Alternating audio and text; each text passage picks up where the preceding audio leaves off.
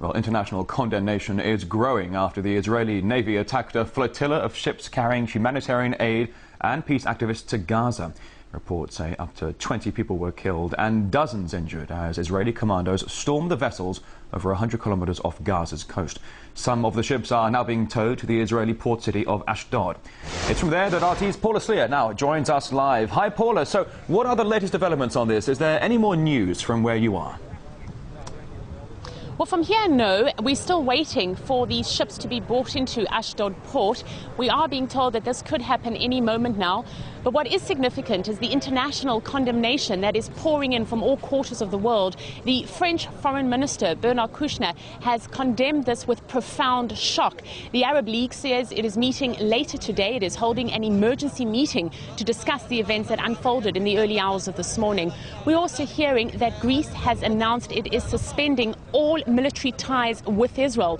At the same time, the United Nations High Commission for Human Rights says it too is extremely shocked at what has occurred. In Sweden, the Israeli ambassador has been called in for questioning. Now, the Israelis, for their side, the Israeli Deputy Foreign Minister, Danny Ayalon, says that the organizers of this Freedom Flotilla have close ties with Al-Qaeda and Hamas, and he says that on board these ships were weapons. We know that for the last few hours, the Israeli Defense Minister, Ehud Barak, has been on the phone with Turkish officials.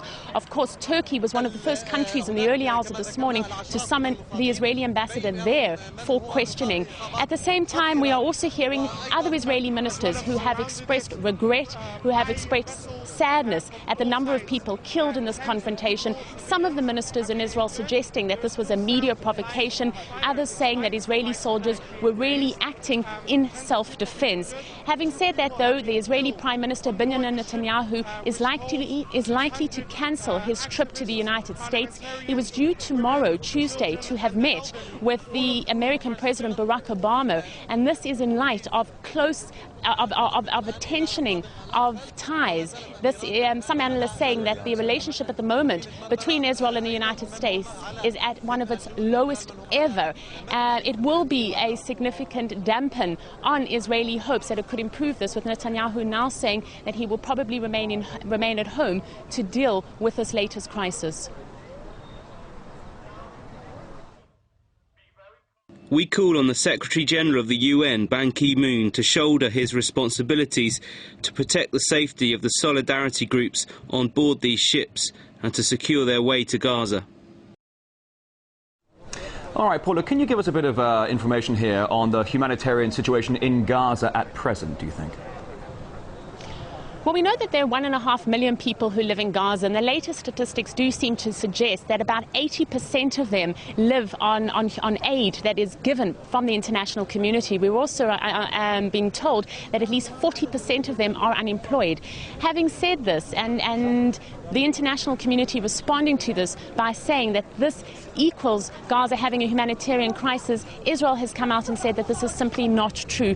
Israel first put its borders in place. It imposed this economic blockade about 3 years ago when Hamas first came to power. The Israeli authorities saying that Hamas is a terrorist organization and as such it will have nothing to do with them. But this poses a real logistical problem in terms of how to get humanitarian aid into Gaza, with Israel being worried that within the humanitarian aid are supplies of weapons and ammunition. That aside, we've heard from just about every humanitarian organization that operates in and out of Gaza that the Israeli estimates do not in any way give real substance to the situation in Gaza, and that without humanitarian supplies coming in, people there will simply starve. And that is why aboard these 6 ships there were 100,000 tons of supplies, among them food, medical supplies, cement and other types of building material. All right, RT's Paula Ashdod live for us from the Israeli port of Ashdod. Thank you.